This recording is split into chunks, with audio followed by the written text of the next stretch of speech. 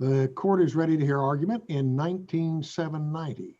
Texas Tech University Health Sciences at El Paso against Flores from El Paso County and the 8th Court of Appeals District. May it please the court. Mr. Slavin will present argument for petitioner. Petitioner has reserved 5 minutes for rebuttal.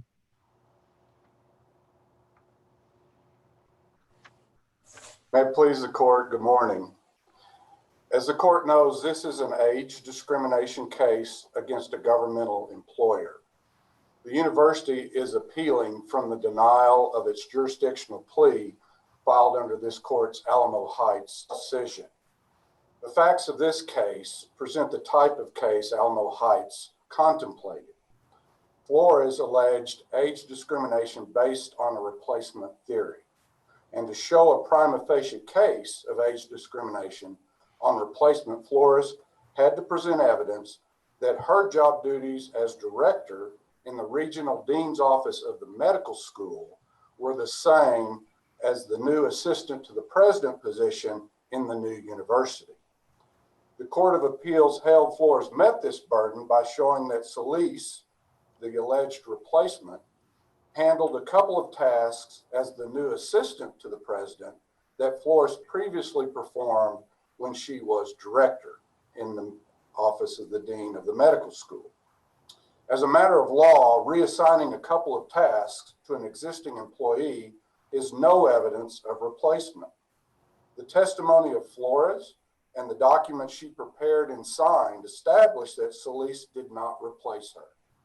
Flores concedes there is no direct evidence of age discrimination, and Flores struggles to find something viable to present as circumstantial evidence. Flores sued the university because her salary was cut, period.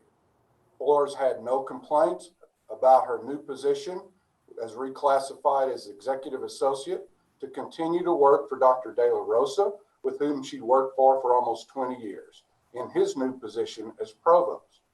Flores had no complaints about Solis being hired as the new assistant to the president, as she herself recommended.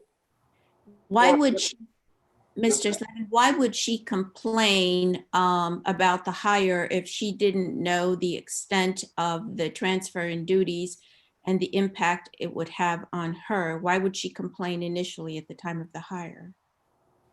Well, for a couple of reasons. She is the one who decided that an assistant to the president position needed to be created.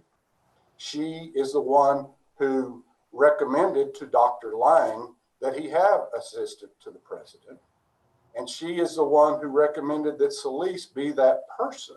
Did she recommend that she be reclassified as well after all of that happened? Well, what the director does, and what you'll notice is what the director does in her position description and what the assistant to the president does are vastly different. So the assistant to the president was a clerical position. She was going to do clerical work. And if you will look, Mrs. Solis testified and provided documentation as to the extensive work she did as director on special projects. Now, maybe she didn't know that maybe she considered those special projects would continue beyond the transition to a new university or what. I don't know what she was thinking at that time, but I know one thing she was not thinking. She did not want to be the assistant to the president doing clerical work. She saw herself as running various departments, various programs, various initiatives in the medical school and in the university. She testified about creating a medical student-run meta-free clinic. She testified about running a global office of health affairs, of starting and helping start a school of nursing. These are not things, these are things she testified she did as a director. And as you see, she writes that in her self-assessment in 2014 and 2015, which is the time period we're focused on, as that is the thing she was doing. She even testified that her special projects took her away from the office, so she tasked Solis as the executive associate in that office to manage the office. So the thought that this position is somehow replacing her position is not true. because the difference is remarkable, and it's all from what Mrs. Flores wrote and what she testified to. So further, the assistant to the president job paid $58,000. Ms. Solis was candid about why she was upset. She had gotten a $24,000 increase, stipend raise, a few months before Dr. Lang arrived. Excuse me, Mr. Slavin, that's what I want to ask about. Apparently, that $20,000 increase was only for 4 months. How did that happen? What were the... Yeah, actually, it happened in March of 2014, which was 4 months before Dr. Lang was even hired. And it happened, which was a few months after the new university had been approved by the legislature and established. And she had that salary increase during the transitional period for about 14 or 15 months, actually, rather than 4 months. But what happened, you can find what happened. You have to dig in the record a little bit. But what happened is she started out in May of 2007 making $52,000 a year. She earned about $1,000 a year for each of the 7 years following, getting her to the early 2014 when she made $59,000 a year. So she got a $1,000 increase for 7 years. Then she gets a $24,000 stipend increase, and which was a 40% jump in her salary. Now, how did that happen? The campus was ramping up from a medical school to 3 schools within a university, a school of nursing, a medical school, and a graduate school of biomedical services.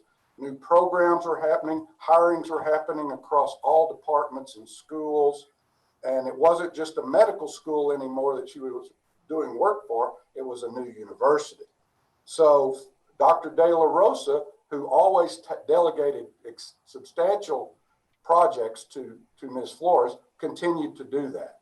And she describes those in pages and pages in her self-assessment of 2015. So she was doing a lot of work. And importantly, you will notice on her March 2014 self-assessment, one thing in particular she said she did. This was before Dr. Lang arrived. She and Dr. De La Rosa designed a stipend additional compensation program to provide extra compensation to his senior leadership, of which she was one. So she benefited from that program, got a huge jump, and then when Dr. Lang arrived, decided he did not need a director position and reclassified her as an executive associate. Her pay was set at the top of that pay scale of $64,000, which was almost $5,000 more than she made in February of 2014.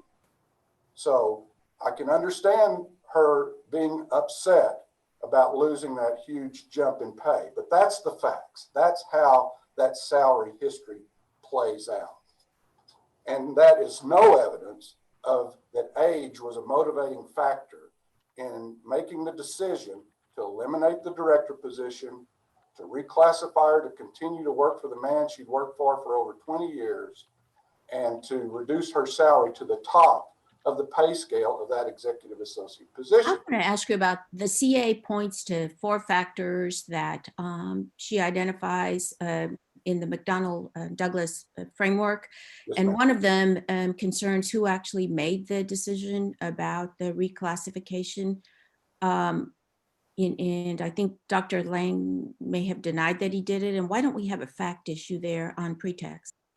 Because when you look at what Dr. Lang testified, and even I think they acknowledge in their briefing, there's no dispute that Dr. Lang made the decision to reclassify Flores and to have her work for Dr. De La Rosa.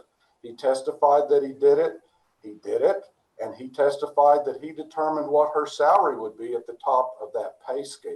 There's really no dispute on that. The dispute involves the actual title she was going to get, executive associate, and what those duties were. And of course, Dr. Lang had just been there a few months. He sent it to his HR department to say, tell me what title under the job she's going to be doing for a provost in a university.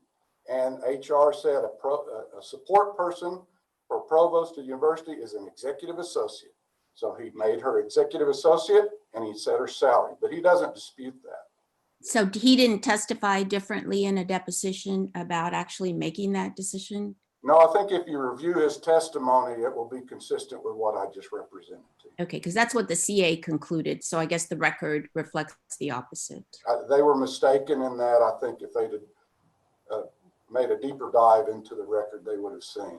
And I think even in the brief of the petitioner, they acknowledged that he made the decision. That the quarrel is over the details of the decision, but not who made the decision. Let's say if the decision that's made by the employer in this situation is that both of these employees do equal work. The older employee is just as qualified as the younger employee who's now allegedly doing the same work. All of the evidence indicates that they're equal. But the reason that the employer is giving for changing this situation in terms of that employee's position is a matter of economics, because the person has been there longer. And because the person's been there longer, they've gotten these incremental increases just by virtue of being there for a long period of time. The age is not hurting their ability to do their work at all. It's just more of an expense to the company. Is that discriminatory? Under that hypothetical, that may be, depending on how the facts fall out. But understand in this case, the director position was eliminated. There was no person put in that director position. Dr. Lang testified he did not need that director position. 2 years later, when Ms. Flores was deposed, there was still no director position. There still is no director position today. He needed a secretarial type administrative position. And Flores, Mr. Slavin, I think the other side would say that you may have eliminated the title, but that those tasks all remained and they were simply redistributed over a couple of people, one of whom was younger and, as Justice Lerman pointed out, less expensive. And is that not the classic age discrimination claim that, the older workers more expensive on the payroll, and so we're going to redistribute the duties to a younger worker? Well, if that motivated the decision under that hypothetical, that would be an issue. But that's not the facts we have here at all. If you want to see the job duties of the director, all you have to do is look at the March 2015 self-assessment prepared by Mrs. Flores herself. It is tied to her position description. It goes through 3 pages of job functions. Look at those job functions and compare that to the position description for the assistant to the president. They are not hardly alike at all. There were only a couple of tasks removed from Flores and given to Solis, and they were clerical in nature, typing up a notice and an agenda once a month to send to the Board of Regents. Mrs. Flores doesn't even acknowledge that in her self-assessment because it was such a minimal task on what she was doing. Managing the office personnel. Well, who was tasked with managing the office personnel before Dr. Lang ever arrived? Mrs. Flores testified, I gave that job to Solis as the executive associate to manage it because I have been delegated all of these special projects and am taken away from the office, and that's what I'm doing as director. Well, Mrs. Solis never did any of those jobs that she lists as her 15 or 16 job functions tied to her position description that Flores said. There is no question that taking a couple of tasks and giving them to an employee, or she was already doing that, is a replacement. The case law says that it cannot be the case. She has to be doing the same job, and she was not. So for those reasons on the replacement, she's failed to establish her prima facie case, which is prong 4 of that replacement theory. Likewise, and I only have a few seconds, but on the pretext side of things, Dr. Lang made the decision to eliminate the office because he's not hands-on. He doesn't delegate work. No one's ever taken that job on. She presented no evidence of any task or thing of anything age-related that would create circumstantial evidence. She refers to one stray remark saying, "I hope you do not retire," which case law has said is no circumstantial evidence of age discrimination. My time is up, and I'll answer any other questions, and then I'll sit down. Any other questions? Thank you, Mr. Slavin. Thank you, Your Honor. We'll hear from the respondent. May it please the court, Mr. Mobbs will present argument for respondent. Mr. Chief Justice, and may it please the court, good morning. I think this case really does just present a straightforward McDonnell-Douglas analysis, a case in which the outcome just depends on the credibility of the witnesses, who the trier of fact believes, and the inferences that are drawn from their testimony. To apply the analysis, I think it's important to step back and talk about the purpose of the analysis and the effect of the McDonnell-Douglas findings. The effect of McDonnell-Douglas is not really to prove discrimination, although we a lot of times use those terms loosely. And the reason I say that is if an employee conclusively proves as a matter of law, the prima facie case, and conclusively proves as a matter of law that the employer's stated reasons for its decision are false, that's not enough to entitle the employee to judgment in his or her favor. That's just enough to allow a trier of fact to evaluate whether the true reason for the employer's decision is discrimination. So the purpose of this framework is really just to create to set up an analysis for a trier of fact to evaluate that sort of difficult question on which there's rarely, if ever, any objective proof. As the Fifth Circuit said in the Thornborough case, employers are rarely so cooperative as to include a notation in the employee's personnel file, terminated due to age. And Dr. Lang is not going to testify that he made this decision because he prefers the company of younger women at work to women his own age. Mr. Mobbs? Yes, Your Honor. I wanted to ask you about the reassignment of the task. Would you classify them as mostly clerical, as Mr. Slavin did? And then I want to ask you about the delegation of task, if that necessarily means that that task is not properly considered in evaluating the different jobs. Sure. Delegate. That Ms. Flores testified that Ms. Solis, who we say replaced her, assumed all of her duties. After that, there's a discussion of some administrative tasks.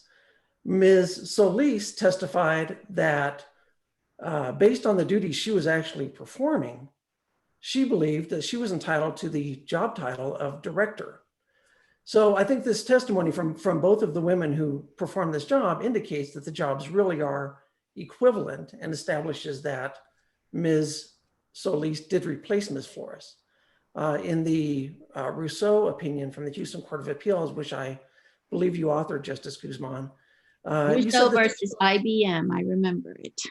I believe your opinion states that the touchstone is the similarity of the job duties.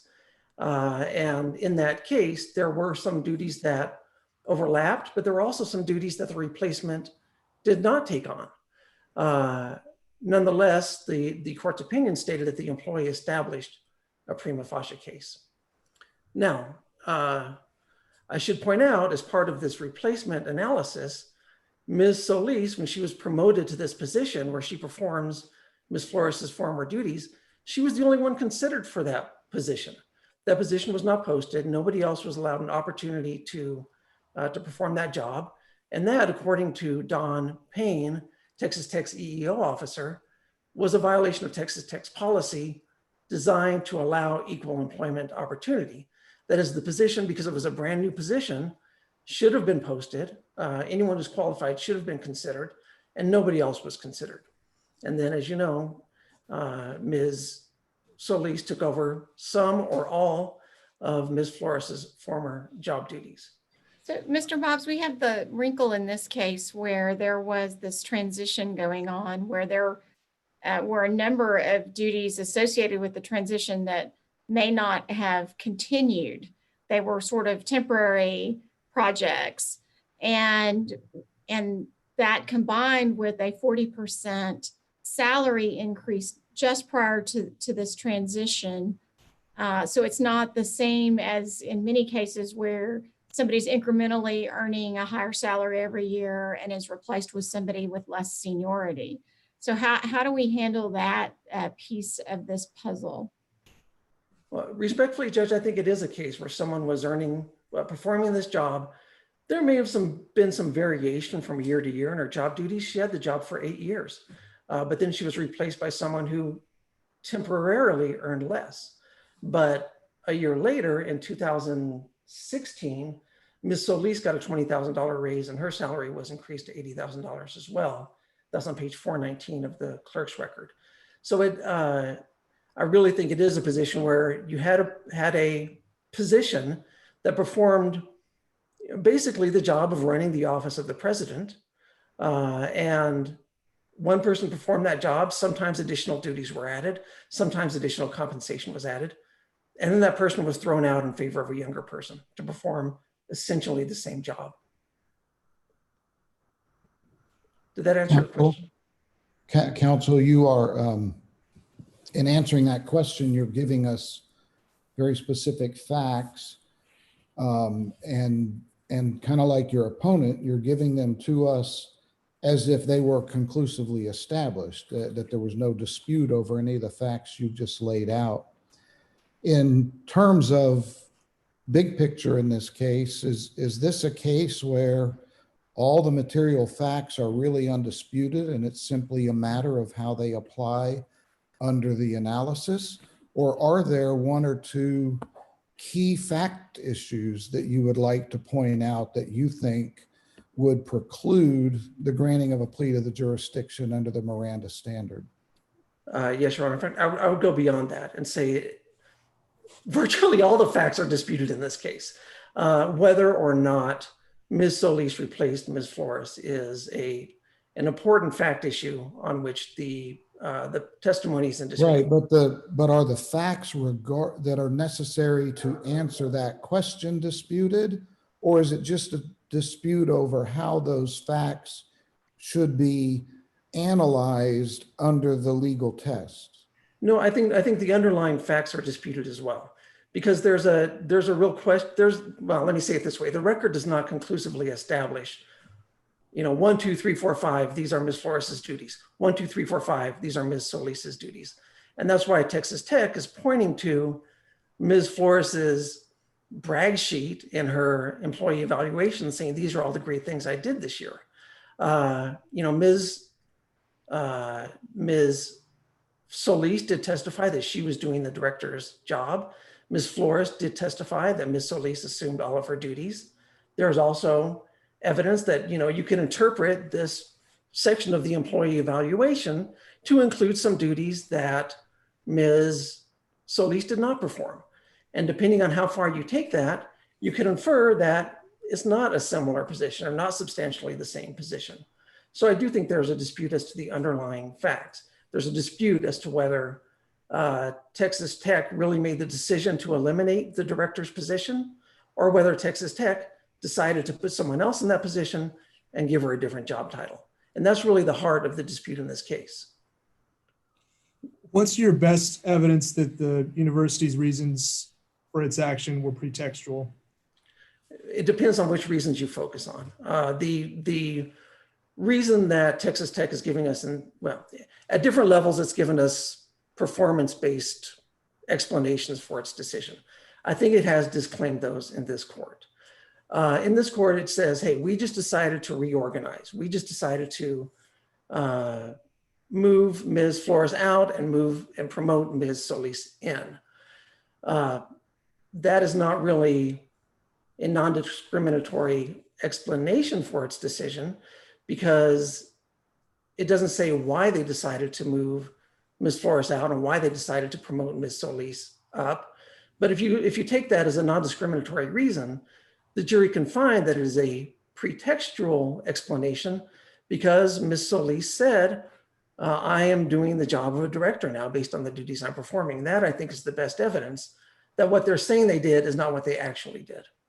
Well, if we were to find that the university had put forward sufficient neutral justifications, and we get to the step where you've got to show pretext, what's your evidence of pretext? Right, and again, I think the best evidence of pretext is, assuming the explanation they give is that they restructured, the best evidence that that is pretextual is Ms. Solis's own testimony that the job she is doing, the duties she's performing, are the duties of a director. That would establish, if believed by the jury, that Texas Tech did not really restructure. It did not really remove the director from the president's office. But it sounds to me like at that point you're arguing with the conclusion that there is a neutral reason in the first place. And I'm asking you, if we get past that, we're looking for, we find that there was a neutral justification and that there's evidence of it. What's the additional evidence that you have that we should disbelieve that and there's statements made or other indicia of actual discrimination here that would make us disbelieve a neutral explanation? Well, and again, I think, and I perhaps I'm not articulating my point well, Justice Blacklock, but I think that when Ms. Solis comes in and testifies that based on the duties she is performing, she is doing the job of a director, that shows pretext in Texas Tech's claim that they don't have a director anymore because Ms. Solis says there is someone doing that job. Yes, Your Honor. Do we evaluate the evidence piecemeal, or are we required to evaluate it as a whole and sort of connect the factors, looking at the record as a whole? I mean, this is not done piecemeal, is it? That's correct. I mean, it is. I mean, and that's one of those funny things about the McDonnell-Douglas analysis is it divides this standard up into sometimes tinier and tinier pieces. But yes, we do have to look at the record as a whole and ask whether a trier of fact, drawing inferences from this testimony in favor of Ms. Flores, could conclude that the claimed reason for the employment action is pretext for discrimination. And so looking at it as a whole, how would you connect the most significant evidence from your perspective? Sure. I would say that the testimony, the most significant testimony, again, Ms. Solis's testimony, together with the testimony from Ms. Flores that Ms. Solis did assume all of her duties, contradicts the only explanation that Texas Tech relies on in this court for its decision by rebutting the claim that they removed the director's position from this office. Does it have to contradict it? I mean, you're looking to raise a fact issue under those factors. And so do you believe that contradicting testimony raises a fact issue? Both women saying they do the same duties versus the university officials. How would you describe that? Sure, it does raise a fact issue. I mean, the university is taking the position that these are different jobs. We got rid of this job. We don't have a director anymore. That's why they're saying they demoted Ms. Flores. But if they really still have someone doing that job, then that rebuts their stated reason for this employment action and allows a jury to find it pretextual. And what the federal courts say is that pretext can be shown by any weaknesses and plausibilities, inconsistencies, incoherencies, or contradictions in the employer's proffered reasons that a reasonable trier of fact could find them unworthy of credence. And given the testimony that these duties are still being performed in this office by a woman who's 20 years younger, a jury could reject the claim that, we just decided to reorganize and get rid of this position. And it's your testimony they're making the same amount of money now, $80,000 each, or were, sorry. Right. The testimony of Ms. Solis is she got a raise in September 2016, a $20,000 raise. So she's making about $80,000. There's some other components of the wages, but her base salary is $80,000. I didn't mean your testimony, your position. I understand, yeah. I'm still not sure I understand, Mr. Mobbs. So the university says we did this to restructure. Right. And you say, no, you didn't.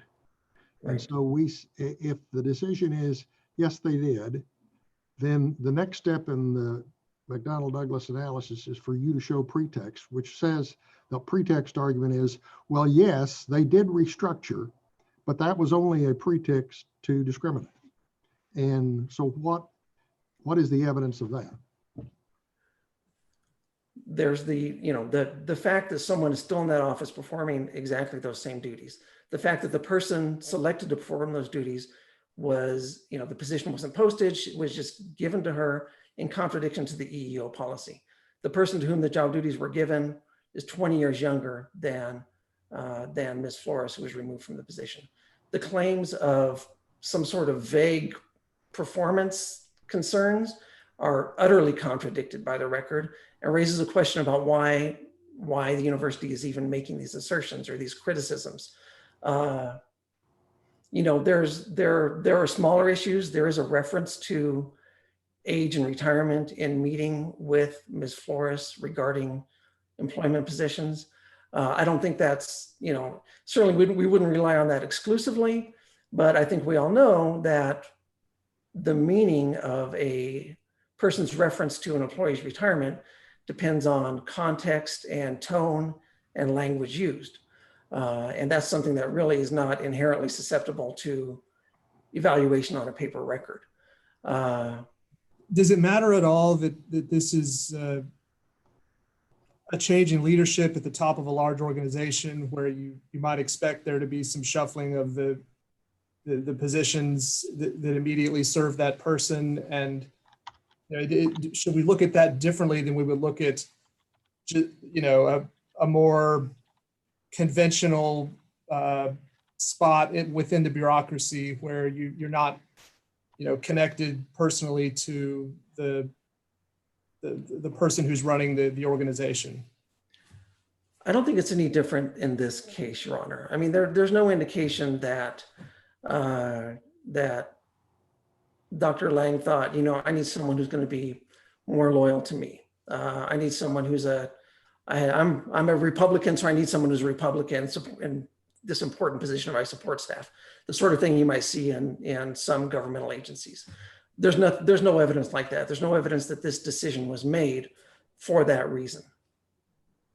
Looking at the cases, a change in leadership certainly can't open the door for age discrimination. And you could see where that might lead to a couple of different outcomes. One is, I need people that I trust more, are more loyal. And the other is, I'm simply not happy with this particular age group or this woman, or I need someone younger with more energy. And so when you examine the cases, how does that factor in sort of changes in leadership as opening the door for changes in personnel that are insulated from these types of claims? Certainly a change in leadership and need to have someone who's perceived as more loyal in some cases can be a legitimate non-discriminatory reason for an employment action. Coming in and saying, I want someone younger with more energy, that's age discrimination. And it, that can't happen, or that's illegal when that happens. But certainly in some cases, that would be a lawful explanation. That's not an explanation that Texas Tech has put forward in this case for its decision.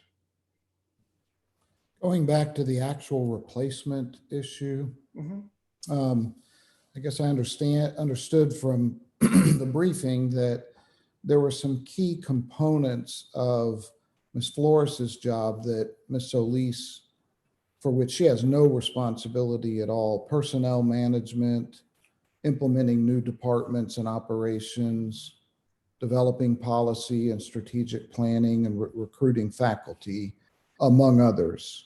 Do you think the record creates a factual dispute on whether Ms. Solis has responsibility for those areas, or whether Ms. Flores did have responsibility for those areas? Or are you saying that there's actual replacement even though the two job descriptions don't overlap on those kinds of specific areas? Well, I believe the testimony at page 257 of the record is that Ms. Solis did have responsibility for faculty recruitment. She did have responsibility for office management. She did have responsibility for supervising personnel within the president's office, which I think is the same responsibility that Ms. Flores had prior to her replacement by Ms. Solis. There may have been some differences, but I think the differences are exaggerated because those specific responsibilities that you mentioned were taken over by Ms. Solis.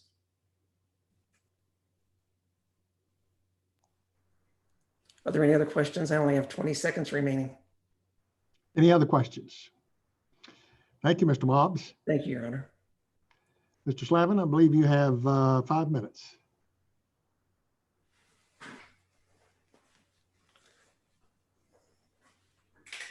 Thank you, Your Honor. Mr. Mobbs said several times that Solis took over the same job duties as Mrs. Flores, but the record shows that simply did not happen. And that's the real crux of the problem. There aren't any factual disputes, Justice Boyd, on this. It's required of the court to take those key undisputed facts to compare the job description for and work done by Solis with the job description and work that Mrs. Flores said she did. Mr. Slavin, do they have to be identical or do they have to be substantially similar? And I wonder how you square that with getting that $20,000 raise, short time after assuming those duties. Okay, well, they have to be the same job functions. Now, when you're managing an office, different types of individual tasks may arise, but they have to be looked at as the same job function. Does every single task have to be identical? No, it doesn't. But what you're really analyzing is this the same job? Is the assistant to the president position in early 2015, not in 2017, when Mrs. Solis was deposed, but in 2015, there's a temporal issue here. The approximate time around that was the job she was doing and tasked to do the same as the director job that Ms. Flores did before she was eliminated. How does that temporal issue work? I mean, you can envision a situation where someone is replaced by a younger person and the officials might say, well, you know what, let's just wait a year. That way it's not the same job. And when we get sued for, employment age discrimination, enough time will have passed. I'm not sure what the cases say about, the temporal questions. I think they had the right to depose Ms. Solis and to do discovery and to find out what she was doing and how those jobs changed over the 2 years, but they didn't present any of that. So is it possible that could be important? Yes. Hypothetically, did not happen in this case. If you look at Clerk's Record 129, you will see the position description for the new assistant to the president position, signed by Solis and Dr. Lang. It lists 100% of her time in 3 job function areas: scheduling, managing the office, and supervising support staff. That is what Mrs. Solis was tasked to do. That's what her position description was when she got the job in early 2015. Compare that to what Mrs. Flores said were the job functions at the same time in March of 2015 in her self-assessment. When you read this document, it says, tie your description to your job functions as director. And there are 18 job functions listed in here as director. Just compare the written documents. The facts are not disputed. It's whether or not taking over a couple of tasks, one which Mrs. Flores had already assigned to Solis, manage the office, because I'm doing all these special projects. Now understand, if you look at the 2011 position description for director, Mrs. Flores was doing special projects delegated to her by Dr. De La Rosa before the university was ever created. He delegated extensively. He said he did that. She said he did that. She said she was running his office. Dr. Lang said he did that, and he said, I don't do that. I don't delegate special projects. I need a clerical position. You work well with Dr. De La Rosa. We're going to have you continue to do that. Understand, one of the duties she said she was doing was managing Dr. De La Rosa. He's the one that signed these evaluations as her supervisor during this time. Is Ms. Solis doing anything for Dr. De La Rosa as the assistant to the president? No, she did not take over any of those duties. Mrs. Flores continued with those duties. These are not the same job.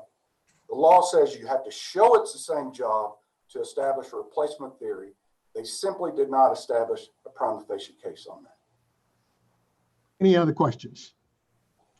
Thank you, Mr. Slavin. The case is submitted and the court will take a brief recess.